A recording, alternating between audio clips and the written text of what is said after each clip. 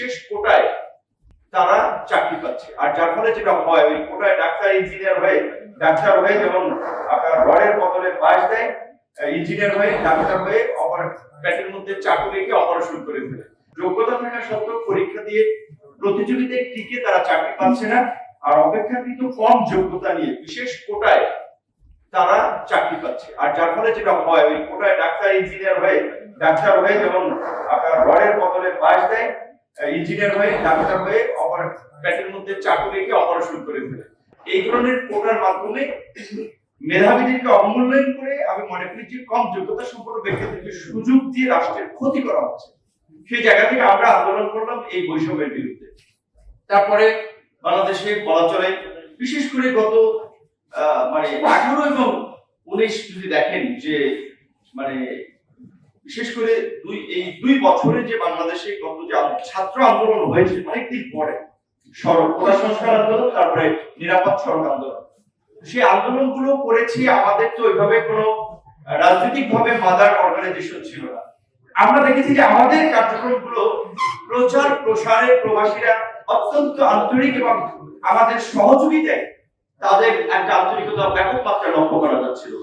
সেই ছাত্র সংগঠন থেকে তারাই বলেছে যে ভাই, আপনারা যেহেতু চাকরির ক্ষেত্রে বৈষম্যের বিরুদ্ধে কথা বলেছেন ছাত্রদের দাবি নিয়ে, আমরা প্রবাসীরা যে কত দুঃখ দুর্দশা কষ্টের মধ্যে আছি, শুধুমাত্র সান্ত্বনা নিয়ে যে রেমিটেন্স যোদ্ধা, কিন্তু কার্যত আমাদের সাথে তো চাকর বাকরের চেয়ে জঘন্য আচরণ করা হয় যখন আমরা দেশ থেকে আসি সেই সময় এবং যখন বিদেশ থেকে যাই সেই সময়। তো এই সমস্ত কথা শুনে অনেকগুলো ঘটনা আছে যে আপনার বিশেষ করে ধরেন প্রবাসী দুই শ্রেণী, একটা একটু ইউরোপ আমেরিকাতে যারা থাকে তাদের সাথে স্বাভাবিকভাবে এক ধরনের ব্যবহার করা হয়, মধ্যপ্রাচ্যের কথা শুনলে তাদের সাথে আরেক ধরনের ব্যবহার করা হয়। কারণ জানে যে ম্যাক্সিমাম কর্মের সন্ধানে যায়, কাজে তারা কেউ ভিআইপি ডিআইপি না, এমপি মন্ত্রী রাষ্ট্রীয় শ্রমিক, এই ধরনের দৃষ্টিভঙ্গিও থাকে। তো এই কর্মজীবী প্রবাসীদের প্রতি যে বৈষম্যমূলক আচরণ এবং অবহেলা, যে বলে যে ভাই বাইরে থেকে আসি, ধরেন একটা কাচের জিনিস ভালো লাগছে বাসার জন্য নিয়ে যাচ্ছি, কিংবা বাবা মায়ের জন্য একটা জিনিস শখ করে নিয়েছি, আর ব্রিফকেস এমন ভাবে উল্টে পাল্টে নাড়ে চাড়ে ভিতরে ভাইয়া অস্থির হয়ে যায়। অনেক ক্ষেত্রে লাগেজ কাটাও করে, টাকা পয়সা পাই না, জিনিসপত্র উপহার যা নিয়ে যাই সেইটা পাই না, এয়ারপোর্ট থেকে লাগেজ হারাই যায়। এই সেদিন আমি রাজশাহীর চাঁপাইনবাবগঞ্জ গেছিলাম আমাদের দলের একটা প্রোগ্রামে, একজন প্রবাসীর সাথে দেখা, বলে ভাই আমার লাগেজটা পাইনি। চিন্তা করেন, এখন ওই দিক থেকে আসছে একটা আবেগ, বাচ্চার জন্য চকলেট নিয়ে আসছে, মা বাবার জন্য একটা উপহার নিয়ে আসছে, প্রিয় সহধর্মিনীর জন্য একটা গিফট নিয়ে আসছে, হাজির হবে, এখন থেকে হাজির হয়েছে, তার ব্যাগটাই পাচ্ছে না। ব্যাগে হয়তো নিশ্চয়ই বৈদেশিক মুদ্রাও ছিল, কিন্তু ব্যাগ পাচ্ছে না। এটা তো নিশ্চয়ই এই অথরিটির দায় দায়িত্ব।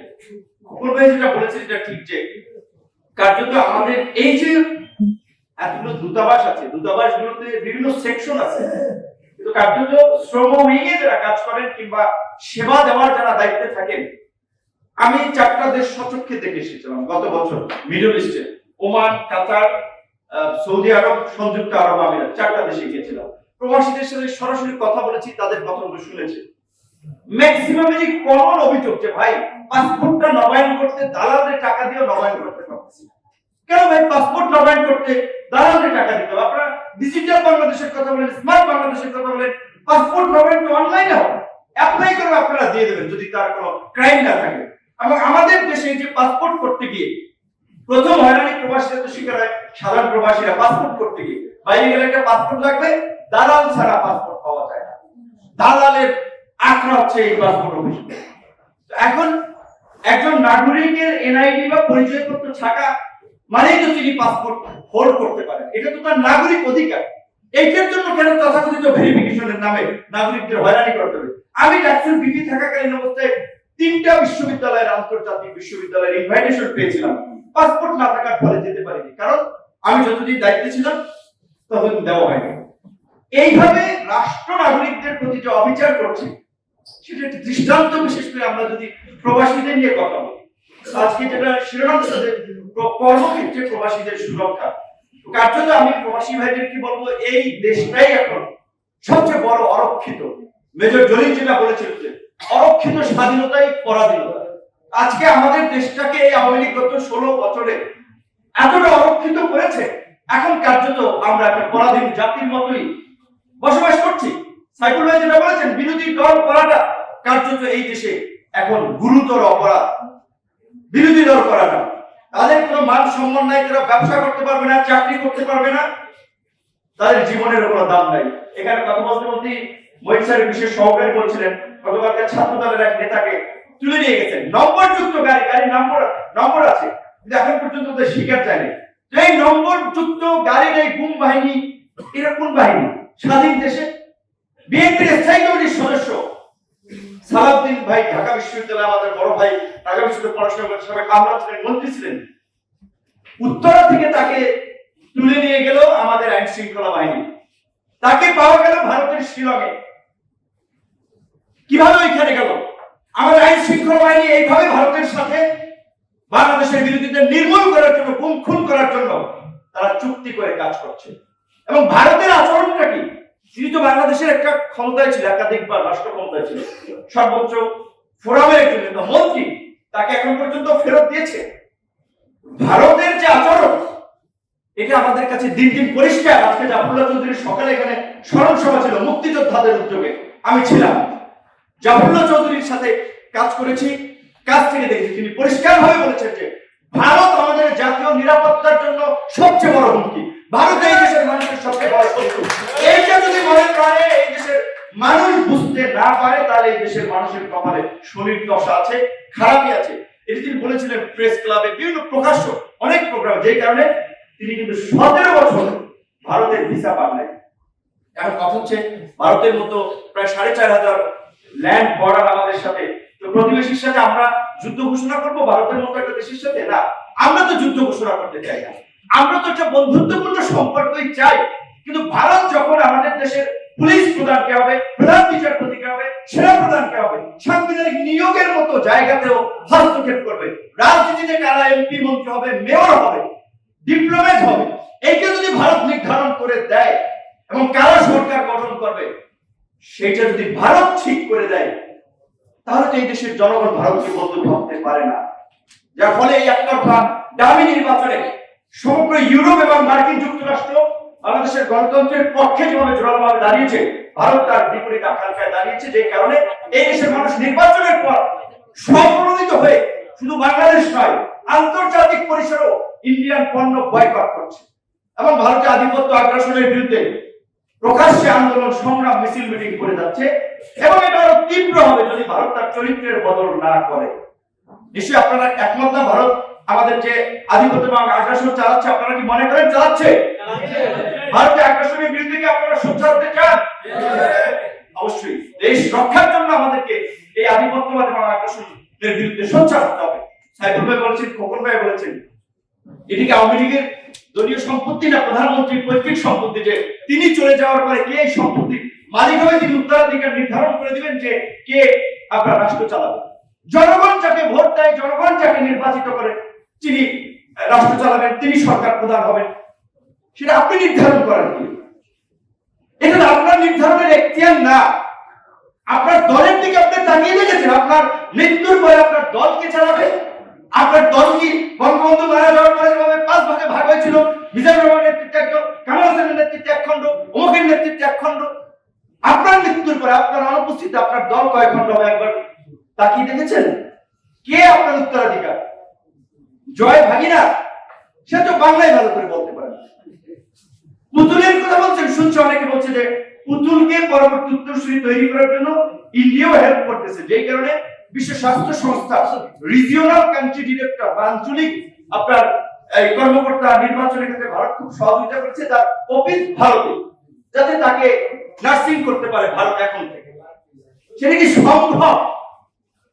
জাতীয় চার নেতার পুত্র সোহেলদার ছিলেন নেতৃত্ব দেওয়ার মতো কে বা বলা আগে আউট, কারণ আওয়ামী লীগ তো কার্যকর গণমানুষের দল নাই।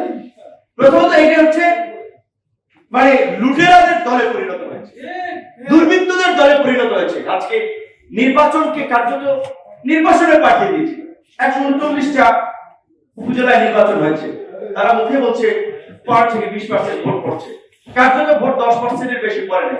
জাতীয় নির্বাচনেই যেখানে 5 থেকে 7%-এর বেশি ভোট পড়ে, উপজেলা নির্বাচনে কে যাবে? তো নির্বাচন কমিশনারদেরকেও আমরা বলতে চাই, এই নির্বাচনী কর্মকাণ্ডের নামে তামাশার সাথে যারা জড়িত আছেন তাদেরকে বলতে চাই, অনতি বিলম্বে জনগণের পয়সা খরচ করে এই তামাশা বন্ধ করেন। আপনারা বলেন যে এই তামাশা জনগণের সাথে প্রহসন বেইমানি ইত্যাদি আমরা করতে পারবো না, আপনারা পদত্যাগ করুন, অন্যথায় শুধু আওয়ামী লীগকে ধরবে না, আপনারা আর 2-3 বছর পরে কিন্তু অবসরে যাবেন।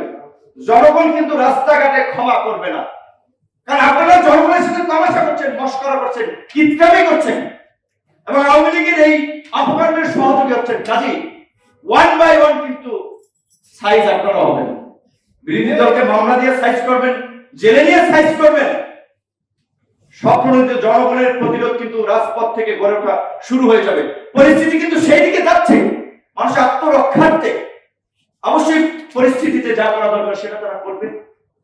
আজকে প্রবাসীদের সেটা বলছিলাম যে আপনাদের ভাই দেশের মানুষই এখন আর সুরক্ষিত না। তারপরেও বিদেশের যারা আছেন, আমাদের রাষ্ট্রদূতরা, দূতাবাসের কর্মকর্তারা, এইরকম একটা ওভার পপুলেটেড ছোট্ট কান্ট্রি টিকে আছে এই রেমিটেন্স ফ্লোর কারণে। কাজে প্রবাসীদের দিকে একটু নজর দিন। যারা স্থায়ীভাবে ইউরোপ আমেরিকাতে আবাসন করেছে তাদের দিয়ে বাংলাদেশের কার্যত যতটা না এখন সহযোগিতা হচ্ছে, কর্মজীবী প্রবাসীদের দিয়ে তার চেয়ে বেশি সহযোগিতা হচ্ছে। কারণ এই খরা তো সরকারকে ট্যাকেল দিতে হচ্ছে যে রেমিটেন্সের যে প্রবাহ, রেমিটেন্সের যে ঘাটতি, রিজার্ভ যে তলানিতে 48 বিলিয়ন রিজার্ভ নিয়ে খুব গর্ব করেছিলেন, এখন কোথায় গেছে সেই রিজার্ভ? আমাদের প্রবাসে যেতে ইন্ডিয়া, মালয়েশিয়া থেকে 1 লাখ 1.5 লাখ টাকায় মালয়েশিয়া, মিডল ইস্টে যেতে পারে। আমাদের দেশে লাগে 4 লাখ, 5 লাখ, 6 লাখ, কারণ সিন্ডিকেট। এটা হওয়া উচিত গভর্নমেন্ট টু গভর্নমেন্ট। বাংলাদেশের মতো একটা ওভার পপুলেটেড কান্ট্রির ম্যান পাওয়ারটা জিয়াউর রহমান এই কনসেপ্ট কাজে লাগিয়েছিলেন, যার ফলেই তো মধ্যপ্রাচ্যে আমাদের শ্রমবাজার উন্মুক্ত হয়েছিল। বাংলাদেশ থেকে আলেমরা মিডল ইস্টে সম্মানের সাথে চাকরি করতে পারে, একজন আলেমের বেতন 4 লাখ 5 লাখ টাকা করে। কিন্তু সরকারের পলিসি নেগোসিয়েশন না থাকার পরে আলেমরা, ইমামরা যেতে পারছে না।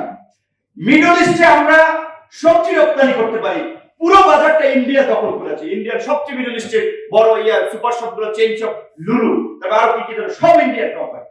আমরা যদি ওদেরকে বোঝাতে পারতাম যে ভাই তোমরা মুসলমান কান্ট্রি, আমরা আমাদের দেশে একটা মুসলিম কান্ট্রি, আমাদের কৃষকের উৎপাদিত সবজি, মাছ, মাংস তোমরা এখানে নাও, আমরা হিউজ মার্কেট ছিল। কিন্তু এইদিকে নজর দেয়, কারণ যারা এমপি মন্ত্রী হয় তাদের তো দেশকে দেওয়ার জন্য তারা এমপি মন্ত্রী হয় না, তা তো কামালের জন্য এমপি মন্ত্রী হয়। যেই কারণে সালমান ইব্রাহিমের মতো দরবেশরা সমস্ত ব্যাংক খেয়ে দিচ্ছে। ন্যাশনাল ব্যাংকে দেখছেন তার একটা টেলিভিশন, ইন্ডিপেন্ডেন্ট টেলিভিশনের নামে 330 কোটি টাকা লোন নিয়েছে। এখন কথা বলা মুশকিল। আবার আমরা কথা বললে যারা হেড টেলিভিশন আছে, বসুন্ধরা গ্রুপের টেলিভিশন, পত্রপত্র মুখে, যার বিরুদ্ধে কথা বলবে আমাদের নিউজ কভারেজ করবে না। এখন কথা বলা চুরি করবে, কারণ চুরি করার জন্য এখন তারা সবাই সংবাদপত্র, গণমাধ্যম, টেলিভিশন, পত্রপত্রিকা খুলে বসছে গার্ড দেওয়ার জন্য, পিয়ন বসাইছে যে কারণ আমরা কথা বললে তাহলে ওইখানটা নিউজ কভারেজ। নিউজ কভারেজ দেউক আর না দেউক, আমাদের প্রতিবাদ চলবে। দুঃশাসনের বিরুদ্ধে আমাদের সংগ্রাম চলবে এবং সেই সংগ্রামে আমরা বিশ্বের এই 2 কোটি প্রবাসীদের সহযোগিতা চাই, সমর্থন চাই। আপনাদের আত্মীয় স্বজন, ভাই বন্ধুরা দেশে আছে, আগামীর লড়াই সংগ্রাম, বাংলাদেশের রাজনৈতিক পরিস্থিতির পরিবর্তন না হলে আপনাদের অধিকার আদায় হবে না।